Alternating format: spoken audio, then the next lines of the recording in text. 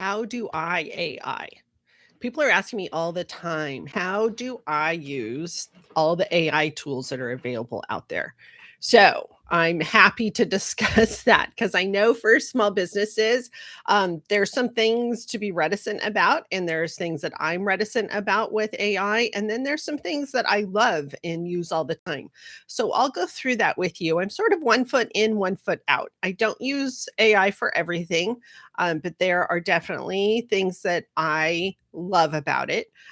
So we'll talk about some pros, and I'll talk about something that I recently used that I really like. Um, but there are things that I don't want to go near, and I'll tell you about those things too. So thank you for tuning in, and this will be a swift conversation.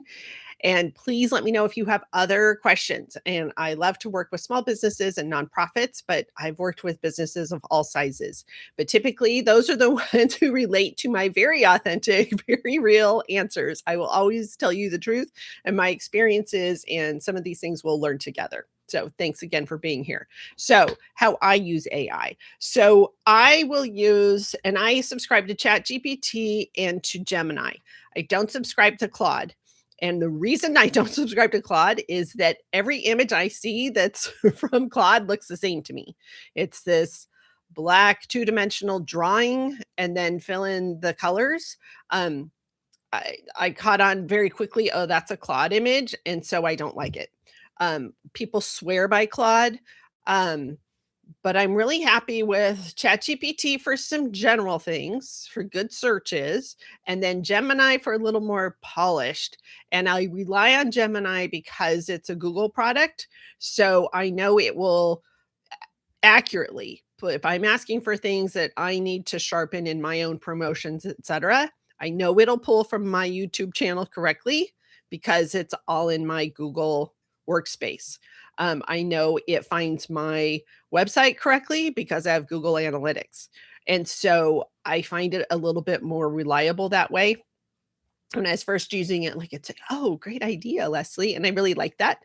And now I I got mad at ChatGPT. It's like, "I'm really excited about this project, Leslie," and I'm like, "Quit pandering. I just need you to be analytic." I can call my mom and she'll say that's the greatest idea ever, but she's 94 and has no idea what I'm talking about, right? So, I don't like that as much anymore. I just wanna know the skinny. So, I will use ChatGPT for, some research items, um, certain like plays on words, idioms, things that I used to just go to Google for. But the Google would be ChatGPT, I think, is a little bit more thorough search for certain things. So I use it creatively for certain things. Like I need four names, four words that come up with different tiers for giving. This organization is about X, Y, and Z, and it will come up with things, and then it measures it. This is a good idea because, which sometimes I just discount, like I know better than it does. Um, and that's a key. You know better than it does.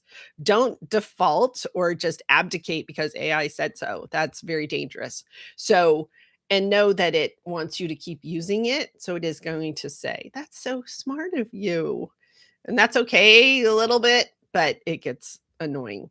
Um, so I will use it that way, the same way with Gemini. I find Gemini develops things more like very nice, beautiful formats for things more so than ChatGPT.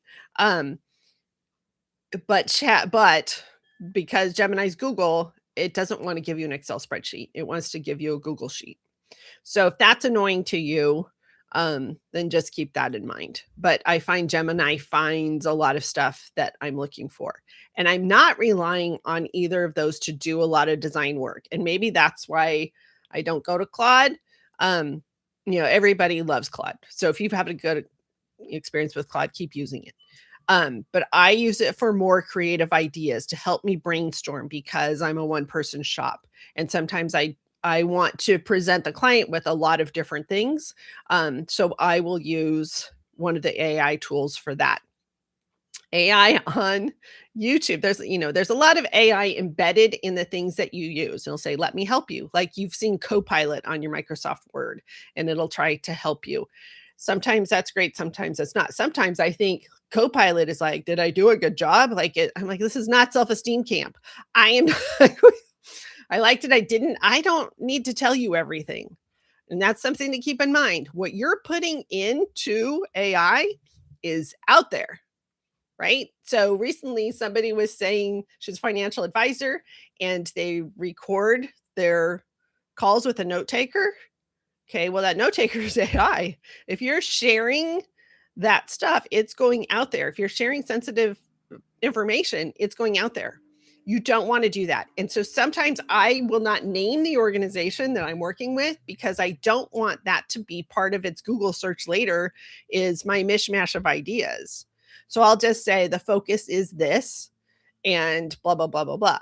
Now, for my own stuff, I'll say go to mccormickla.com/blog and find a story that matches with this, that I can link to this, right? Or I can actually just do that. But if it's my own stuff, I'm okay. And I want myself to show up in other people's searches. I'm not sharing passwords. I'm not sharing financial information. I'm not sharing account information. But if you're using those AI tools for other things, you are feeding the information into AI. So be very mindful of that. And there's some privacy settings and that, do some research on whatever AI tool you're using to make sure those privacy settings are the way you want them. But so you have these embedded AI things like Copilot in this YouTube. So if you notice my first couple episodes, I had created my typical background with the aqua, it's in Canva. I did this. It has the little keyboard and it's, this pretty blue background with a couple other things on the desk and my photo and a cute little title. And AI is like, that title's not going to mean anything to people. It needs to be big and bold, whatever. So on the back end of YouTube Live or any YouTube, I think when you're posting, it says, can I help you? And so I fed it, sure, come up with a new thing. So it went through the whole video and came up with an idea. It pulled a picture from that. It changed my outfit on the first one.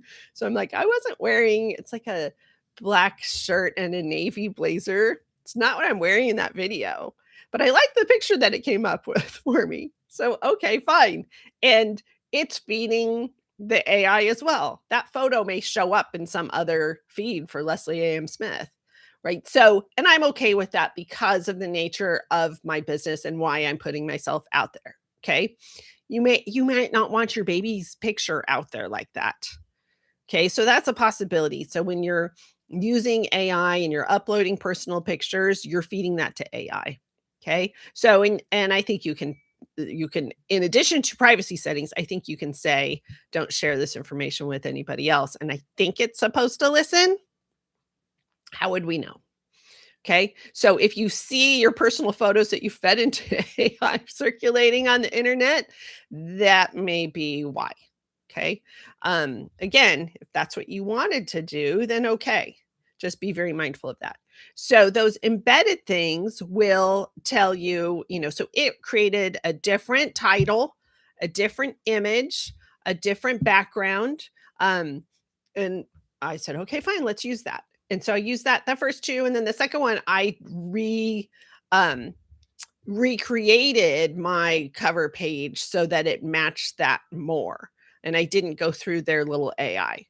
Well, I don't know what I'll do with this one, but those things are in there to help you and they can be very helpful. So like Copilot can be in there. There's Canva has an AI. My Canva is AI I found dreadful. I was updating something for a client that we've done for many years. We wanted to change it up. It kind of had the same look year after year. We wanted to change it up. And I asked AI in Canva, can you give this a new look? Keep it on brand, with the little brand kit that's in Canva. It did not do that. And it changed the logo. I'm like, what are you doing? So, and I told it, you're not as smart as you think you are. So, and if you do that, make sure you're making a copy so you're not screwing up the one if you wanted to keep that original art. Make sure you make a copy first in Canva and then play with it that way. Now, Canva in AI doing like some social media posts, that works great. Here's, I want a pensive, or who doesn't know the word pensive? You have to be very smart about your prompts too. Show me a sad teen um with a book, something, and give me um a place to put some verbiage or something, or use this quote or something. And it comes up with some beautiful things. I have learned to add the logo later because it wants to change the logo. So it's better in Canva for me to start with a blank slate, tell it a few things, and see what comes up, and then alter from there.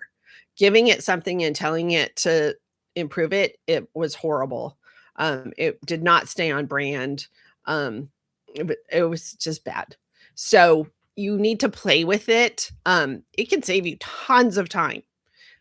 It can also here's some cons. So, like a media list, I have lots of different clients that have very niche products or niche issues. And so I want to know, like, what are unique magazines for that particular thing, or what are things sort of outside of my area. I've been, local PR consultant for 30 some years.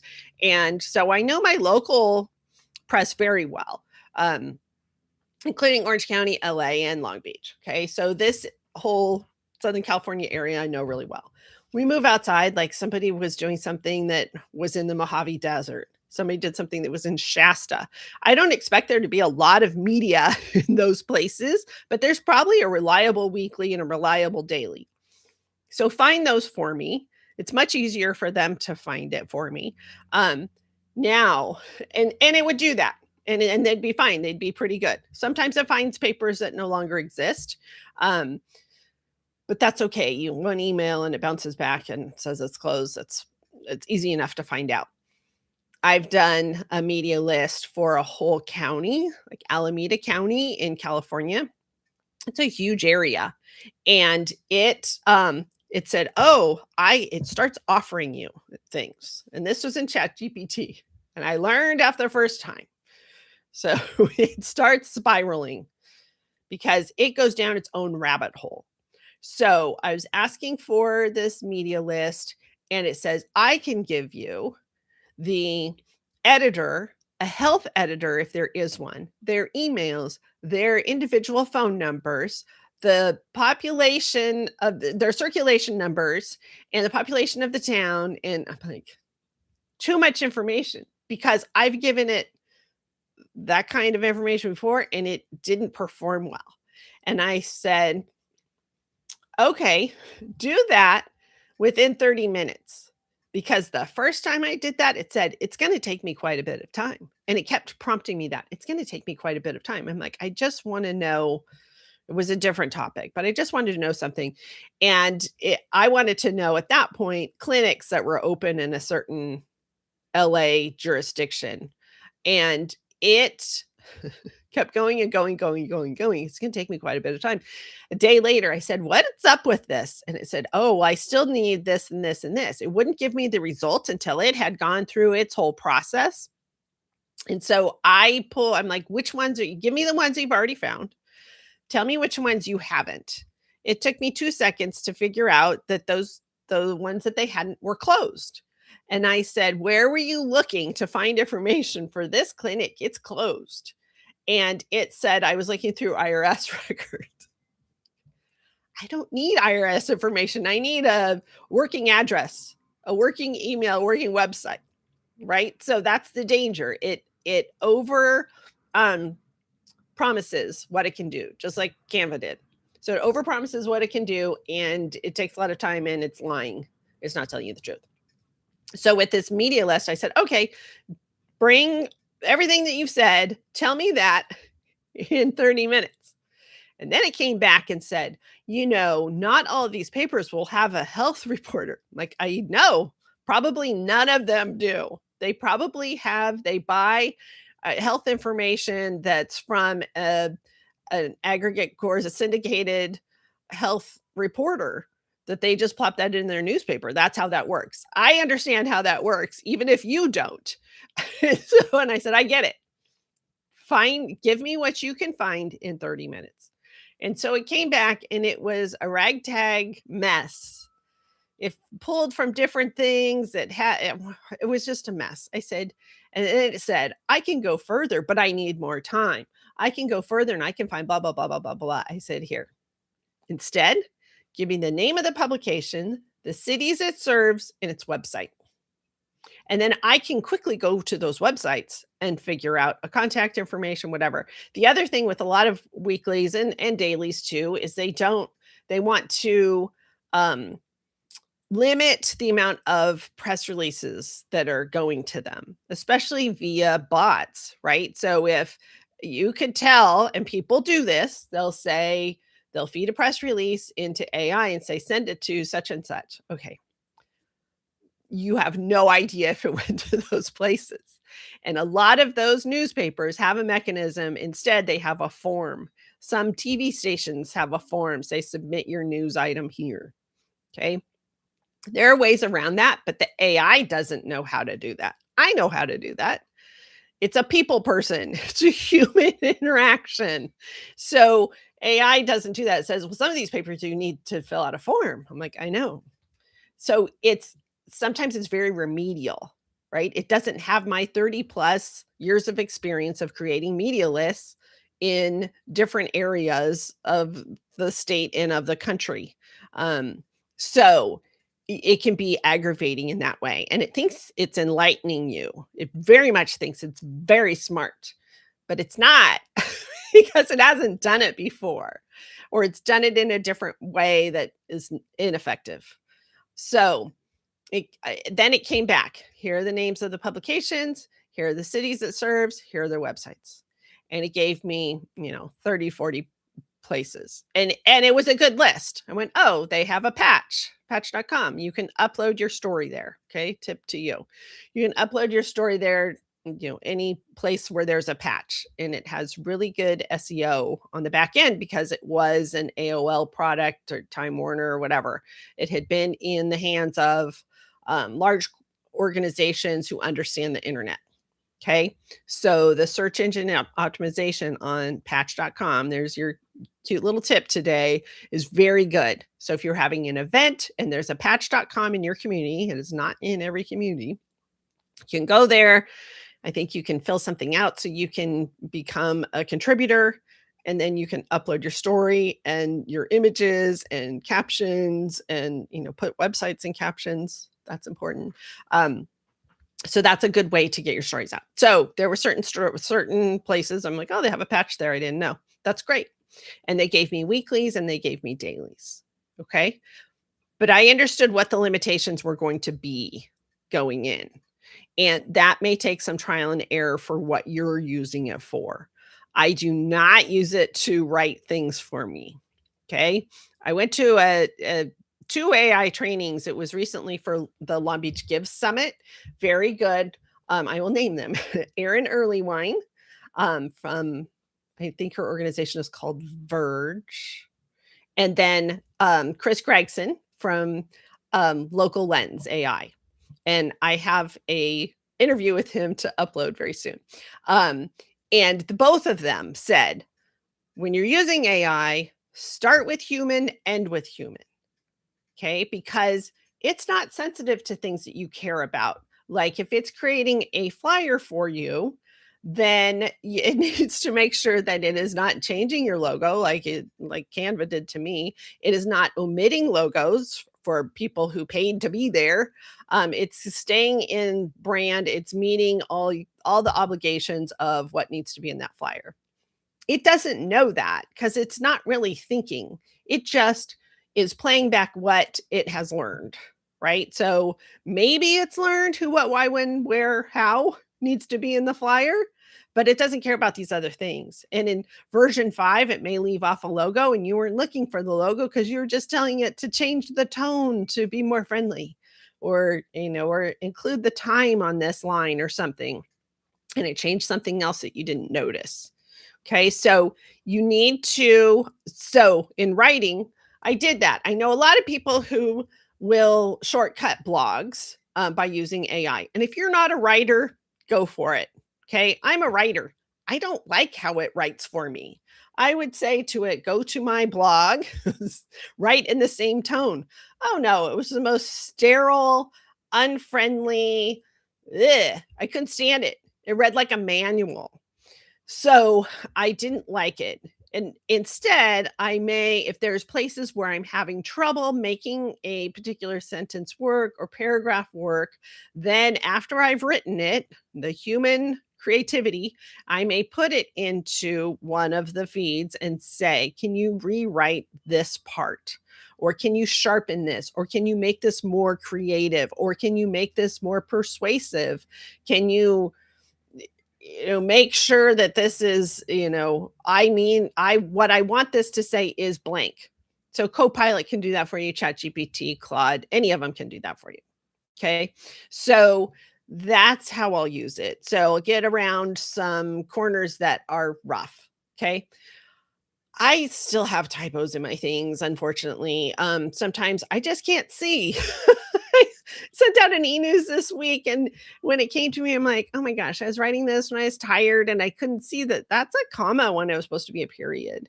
So those kinds of things, oddly, writers are leaving those, and I did not do that deliberately, but writers are doing that deliberately to prove that they are not AI. That's really sad when you think about the how many hours did we spend perfecting essays and trying to get A's in English or anything that we had to write a paper for, that now we're actually dumbing things down so people know a human was involved. That is not good for society. That's bad.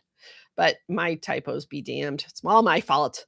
Um, so the um I recently used something and I hinted at it last week that I was going to do this because it would save some money rather than back in the day, since because I've been doing PR marketing, advertising, the whole kit and caboodle since 1994 on my own. Before that, I worked in association management. I worked for a statewide association. I worked for a local association. Before that, I worked in an ad agency. So there's a lot of stuff I did before the internet, right? And things were expensive. If you had to get a video, huge cameras. You had to have somebody. There was the big reflector and the big lighting and da da da da da. If you wanted good video, we didn't have smartphones. We didn't have quick little organic video. We didn't have this. There was no YouTube. There was no webcam. We had terminals were not color, so your screen didn't show the real color of design work. You had your little PMS book, which I still have a Pantone book in here somewhere. So you had to guess that. Here it is.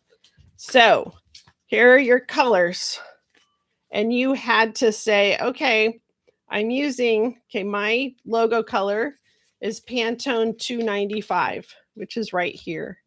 And then back in the day when it was really expensive to use for color printing, instead you would use gradients. So I'll do 50% of that and get a lighter color. Okay. I'll have to eyeball that. And all you had was a black and white screen. Okay. That's the world I come from. Okay. So there was a lot of guessing and that kind of thing. To develop a video, it was expensive. You had big cameras, blah, blah, blah, blah, blah. Okay. Then if you wanted something, then sound was another issue. Microphones are not what they are now. You might have a boom mic that you'd need to come in, or maybe there was a mic that would attach to the lapel, but those things were super expensive if you wanted to create a video that was worth anything, right? Okay, so I'm creating a video in Canva for a client, which Canva has lots of beautiful video, and we wanted to do a voiceover. I am not fond of my voice. I don't think that's a good choice. One of the clients offered to do it herself. I'm like, you may or may not want to do that. I just think I don't know. So I found a voice cloning app, and it's called Magica, and it's $15 a month. And so you go on Magica and you add the verbiage that you want. It's very easy. and I said I wanted a middle-aged woman, and it gave me 2,000 different voices. And you can, some of it was English accents, which I didn't want. So you can use your filters to refine that. But lots of great choices. And then chose one that I liked. Some AI cloning, like Canva has an AI cloning, but it speaks in upspeak. Do you know what that means? So if we go up at the end of a sentence, it is the natural intonation is you're asking a question, or maybe you're reading a list. I need to buy bread, milk, cereal. It's called upspeak. And that's what the Canva AI voice did. So it's a little bit annoying. You want the intonation to go down at the end of a sentence. Pay attention to your newscasters. They're perfect at this. You go down at a sentence to make a point. You don't go up. So the Magic Cut did that correctly. So that was wonderful. Then we put in the Spanish version. We found an authentic Spanish voice, and we did that. And I'm like, and my Spanish speaking client said, this is perfect. The accent is correct. The pronunciation is correct. It sounds right. It doesn't sound like somebody's faking at all. It doesn't sound like a robot at all. So that's a really great AI tool if you need to do voice cloning. Avoid certain ones. There are some, they call them voice clones, but they're like, they'll just read for you. So they'll be like your audible agent for anything that you want. Speechify is one. My gosh, I logged in, you can start for free. And then I realized what it was. It was just going to read things for me. That's not what I wanted. And so backing out of that was nearly impossible. I'm like, I don't want this account. Then they sent me emails. Did you want to change your password? I don't want this account. Hey, if you do this now. Oh, and then the other thing, it wasn't a monthly fee. It was like $199 for a year. I'm like, no, I don't, this isn't what I want. And that's when I backed out in extracting. And then you're talking to bots. And that's probably the most annoying part of AI. I did the same thing when I was looking for, I wanted a mechanism to make a word cloud. Okay. When that first started, it was actually called a Wordle. You made a Wordle and make a word cloud, and you could make it in shapes, and it was all very clever. Okay. So there was something that there were like 3 things, make a word cloud for free. And so I clicked on one. I don't even know the name of this app, but it was clear from the verbiage that and then it said log in through Google. So I did. Okay, big mistake. So it extracted like all sorts of information from Google. And then I realized very quickly, this isn't going to give me a word cloud. This is doing something way different. I don't understand anything it's saying. I need to get out of this.